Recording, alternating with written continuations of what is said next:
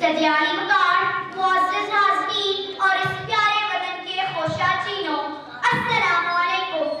आज इस ऐवान में ज़ेरे बहस किरारदार एक कड़वा सच, एक जलता हुआ अंगारा, एक तल्ख़ हकीकत है जिसे मानने से कोई रिशाऊ इंसान भी इनकार नहीं कर सकता।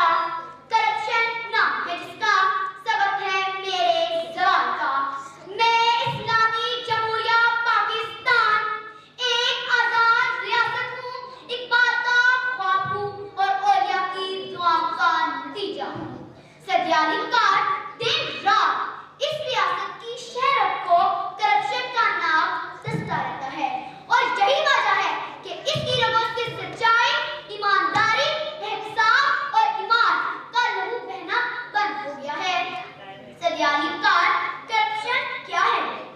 करप्शन नाम है नफ्स की गुलामी का, करप्शन नाम है जायज ख्वाहिशात को नाजायज तरीके से पूरा करने का, करप्शन नाम है हिर्स और हवस, ज़रपरस्ती और इक़्तिदार की ऐसी जंग का जहाँ इंसान तो सितारों को छू लेता है मगर इंसानियत पाताल की गहराइयों में दम तोड़ देती है।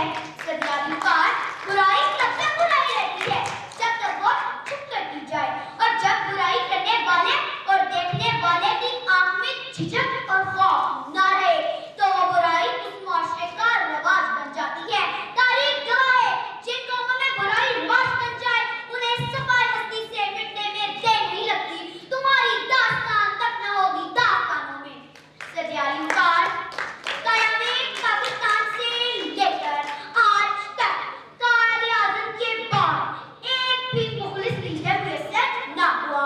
मुल्क को लूटने वालों में हर तबके के अफराद ने बढ़-चढ़ कर हिस्सा लिया। कौमी खजाने को लूटते वक्त ना तो इनके हाथ कांपे और ना ही इनके ज़मीन जागे। सदियाली मकान मेरे मुल्क की मईशत अग़यार के हाथों रहन रख दी गई है। करप्शन मेरे वतन की जड़ों को दीमक की तरह चाट रही है। इसका वजूद खोखला और कमजोर हो चुका है। वतने अजीज की बका को फना में बदला जा रहा है। मुझे बलूचिस्तान के पहाड़ों से बगावत की बू आती है।